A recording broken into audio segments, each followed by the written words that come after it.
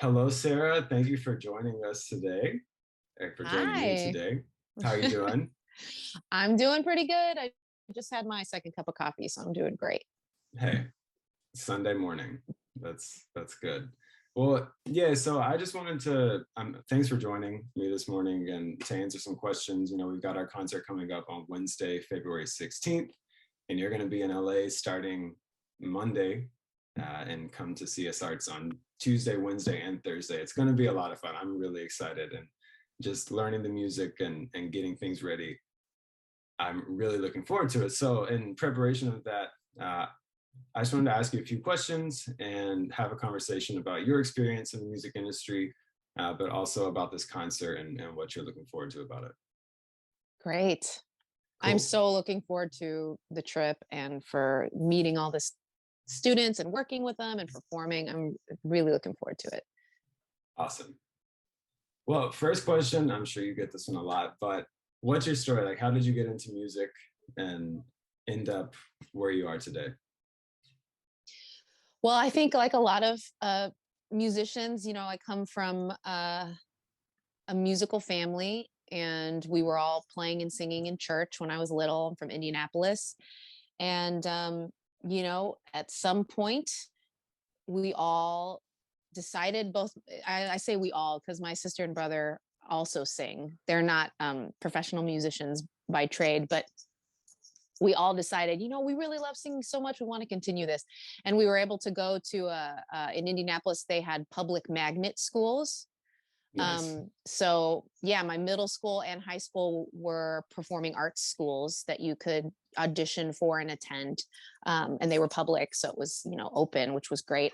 And I was able to get, lessons, music lessons, and learn how to read music and sing in choirs and all of that. And then I just loved absorbing anything that I could about music. I just loved singing and loved music and listening to music, all styles, growing up in that musical household. And I went on to attend Indiana University for classical voice because those were the lessons that I got from the magnet school, even though it Mm. was, immersed in lots of different styles. And that didn't work out for very long. I enjoyed, I love the discipline of classical music, but I felt out of place there. And I left after a couple years and joined this band that was kind of like a pop band and was touring around. And they were called the Nods. And I toured with them for like a year or two. And then I moved to Chicago and ended up finishing school at Columbia College. I got a scholarship to go to Columbia College in Chicago, which had just a different vibe altogether for music. Mm. And they have a big jazz program there. So I studied jazz there. And from then on, I started working in the field immediately. I just taking gigs, Yeah. jazz gigs in Chicago, and building up a reputation there, and just kind of taking anything I could. I did a couple competitions. I was in the Thelonious Hmm. Monk jazz competition in DC, and then I was in the Montreux jazz competition, which was overseas. And I won that competition, and from then on, I was able to have the funding to record music and play Yeah. festivals. Yeah. So I've been doing that, for probably 12 years now. I've been in the industry outperforming and doing all kinds of things. Thank you. That's awesome. That's such a cool story. And I what I heard in that was our motto for the Vocal Arts Conservatory is sing outside the box. And we want to make sure that our kids aren't just, it sounds like your school is very classically oriented. And we have that. And, we teach our kids music theory, and it's really important that they have musical literacy and things like that and technique. But if classical music isn't your thing, then go do something else. And I think in academia, a lot of the time, thank goodness there are schools like Columbia and Berkeley and other places like that that allow you to explore the commercial side of things. But I love that you like realized that and followed what you love to do and didn't just take what was offered as what you're going to do. For sure. And I will say that, what I learned about the discipline of your instrument from Hmm. those classical studies has helped me just Yeah, with my staying power as a vocalist and as a singer, this whole time, I've been able to like, because it's a very important, the health of your instrument's very important. So as yeah. you know, vocal health is important. And I learned a lot of those skills. So, It's, it wasn't for me, but also like I was able to take a lot of sure. great tips and studies from that. And I think that's what we have to understand and realize is that every facet of the music industry or like vocal music has the things you can learn from it. Like classical or bel canto, whatever you want to call it, is really heavy on technique and knowing your instrument and your body and the anatomy and things like that. So yeah, I could talk about that all day, but I guess we're going to talk about a concert. Right. Um, but these are things we can talk about in the classroom too.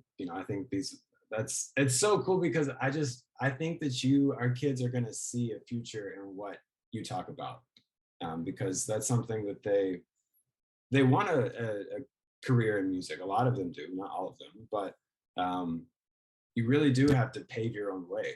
And like you said, just pick up gigs and be available. And there's no You one right way to learn, do it. you Yeah. learn. And it's a good time now for kids, I think, to know, like, now that you have to have some business skills.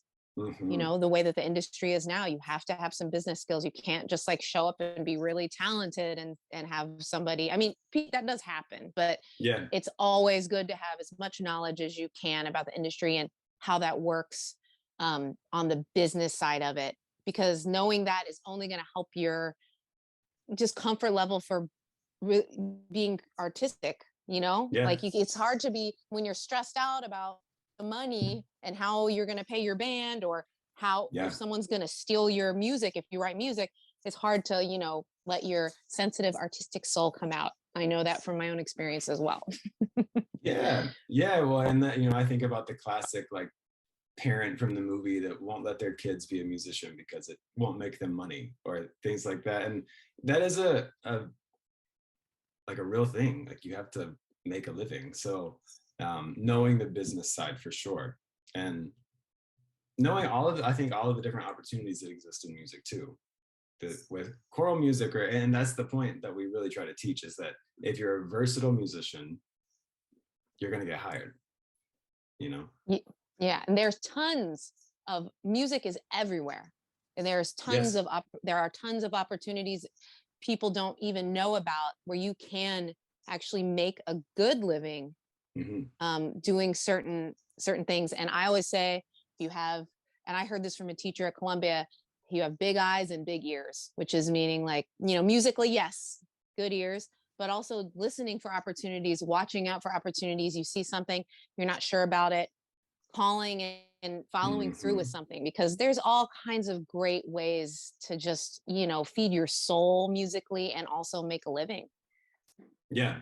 And that's the other side of it too, is like, I feel like a musician has to want to share that. It can't be just about the money. That's a whole other side of it. It's like the Yeah. business, the business side, but also the changing the world side, or like the making the world a better place through our music side, which leads us really to, I think, this concert that we're doing. Um, I'm just interested to hear your story with how this all happened, because it just fell out of the sky. And I think it's so cool how we've we're just making this happen off some emails or social media. Yeah, I mean, it's cool how the train is running now. So I just, I'm on Instagram, and one day I started getting all these emails, or all these emails, all these direct messages from strangers, and they were all kind of drafted the same way, like really polite. I am this person from Duarte High School, and we watched your Skin Deep video, which was, there's a platform called Playing for Change, where the people who run it gather musicians from all around the world, and they travel and record them singing the same song, and then they mix it together, and it is always this kind of like beautiful work of art. And I was very lucky to be able to perform in one of those videos. It was Buddy Guy's song Skin Deep. And a teacher from Duarte showed that video to his students. The teacher's name is Joe Kenny, and the students really liked it, and they messaged me, and it became kind of a project of theirs to see if I would come and perform for them. So I got all these messages, and usually maybe if I had one message, I might, I don't know, like if this is real, if this is a scam or what. But it's like all these messages, and they all had like great form in their Oh, in their conversation. And I emailed one back. I emailed a lot of them back, or messaged a lot of them back, because I did get some emails as well, and messaged them back and said, okay, I don't know, but let me talk to your teacher and we'll see. And so then I connected with Joe. And from then on, he kind of gave this opportunity. Look, we raise money for our partner schools in El Salvador and Ghana. We are actually also like a sister school with CS Arts, which maybe there's opportunity there. And that's how we were connected as well. hmm. And it became this thing where we're going to put this concert on, we're going to raise money for the schools. And then from then it grew even more with our introduction, Kirk. And then the opportunity to go to CS Arts and, do some workshops there and sing with the choirs, which also was like, at first it was like, okay, maybe I'll go and we can make it happen, raise some money, I'll sing for a concert. Now we're adding this, extra awesome thing, which I absolutely love, workshopping with students, anything, Yeah, songwriting, performing, industry, like just talking to them and see how they feel, as singers. yeah, Um, and then culminating with this performance where we all get to sing together, it's going to be so much fun. So yeah. that's And I how it went love, down.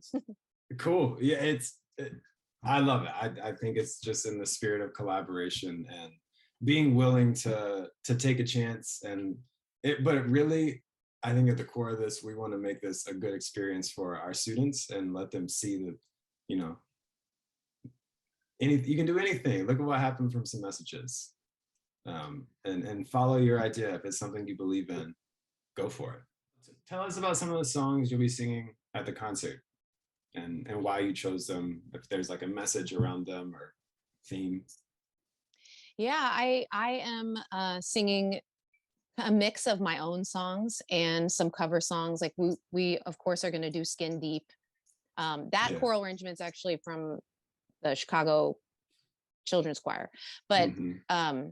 and then I'm doing some of my favorite covers that I've sang a lot on, or I've sang many times, which is "Have You Ever Seen the Rain," Creedence Clearwater Revival, which I had so much fun writing a part for the choir Hmm. for that. And I love Tears for Fears, so we're doing Everybody Wants to Rule the World, Yeah. um, which and then my own songs as well. And I think, and I can speak on those songs in a moment, but I think a lot of the songs that I'm drawn to are songs that really either tell a story or make you feel something with the lyrics and the music together. I mean, I Mm. love a great song where I don't really know what the lyrics are about, but the music is like, you know, is great. Um, and vice versa. But usually I just can't help but be drawn to a song where it's like, wow, these lyrics and the melody together are really making me feel something. And so, Yeah. I really want to be able um to get that out with the choir as well. And my own songs, they're like love songs, not necessarily romantic love, but just about feeling, the way that you feel. I have a song called All of Us that I wrote, is actually based off of a story from a storytelling series that I do called Story Jam. And it's the storyteller is gay, and him and his husband were visiting a place and were horribly discriminated against. And I was matched up with his story, and it just spoke to me and just my own experience playing music in an LGBTQ community. And I wrote that song kind of as like a love letter to the LGBTQ community. And then my other songs they're songs about love, and they're heart songs. They're my heart songs. So, and we Yeah. have the band that's playing, we got to make sure we talk about that. That's on my questions Is that too. your So question list? go Yeah. go ahead. Go ahead if you want to. So at first I was going to just come and do this as a solo just play solo. But then now knowing, okay, we're working with CSArts in the choirs, and now we're going to do these arrangements. Could be really fun. I said, okay, we got to bring some instrumentalists in as well. So I was able to get Christian Newman on drums, who is, touring with Jacob Collier. He's not touring on February 16th, Amazing. but very soon he's about to be on the road. And then Anna, and I don't want to mispronounce her last name. So her name's Anna, either Butters or Buteres. I'll find out from her. And she also plays, she plays with Jeff Parker and Jenny Lewis. And then Stu Mindeman, who is the pianist that I usually work with here in Chicago. And he's Kurt Elling's pianist as well. And he plays with lots of great musicians. He's able to come and play. So having cool. that band that's going to be playing with us and, back in the choir is going to be, I think it's going to be a really special evening of music. Not off topic, but a little side, is there a routine in your music that you do every day that you say, like, I have to do this, or that there's something that makes you a better musician that's part of your practice? I have to learn. Right now things are kind of different because we have I have a almost 5-year-old daughter and an 8-month-old son. So, and my husband is also a musician. So we're kind of just like, we have lowered expectations about how much like we practice or, we're trying to make it work, and we'll figure out our normal soon. And we're very happy to expand our family, but I always make sure that I try and sing a little every day. And some days right now, that's just me like humming while I'm washing the dishes. Mm-hmm. But I usually just try and sing something, which is great because my kids end up getting exposed to a lot of music. And I sing in an event band, like, weddings and big corporate kind of events. And I have to learn new songs every week, people's special requests. And that's one branch of the industry that I work in that I'm very grateful for. And it works a different part of my musical brain. And so while I don't sit down at the piano and practice every day and warm up every day, I definitely get my brain working by learning a new song every week, learning the lyrics, going over old music when I can sit down. Those are, I know that's not really a daily routine because I don't have one exactly right now. But I always make sure before performance that I warm up. I drink a lot of water. I try and rest as much as possible. It's like any instrument you have, like you'd never take a guitar to a club out of its case on your back. I treat my voice the same way. If I'm sick, if I stay up too late because like my baby is up all night, I have prepared myself at this point. If I have a show the next day, I know my voice. So what am I going to do? I'm going to make sure that I maybe talk up here and I stay quiet as much as possible. And I really warm up very gently before I perform. I'm going to drink extra water. That when I can take 10 minutes to just starfish on the bed, I'm going to do that, and just be like, rest my body because my body needs to have energy to perform and to sing. So I know it's kind of like all general stuff, but sometimes that's like the world that you're living in as a performer is, those kinds of things. But I love to sing a little bit every day, that just like a workout. It's just showing up and doing it, and you can do it anywhere, literally. You can. And I always switch out songs. Like there was a while where I was playing a lot of jazz shows. I'd have like 4 shows a week, and I would always just warm up in the shower and to that song, Pure Imagination. Some good intervals in there. Because you're jumping, and sometimes, by the time I sang through that a couple times, I was ready, I of course wanted to warm up more, but sometimes like that's what it is. But as long as you kind of get your voice moving, even like lip buzzes or just humming, it's better than not. You'll lose it. You got to practice at some, Yeah.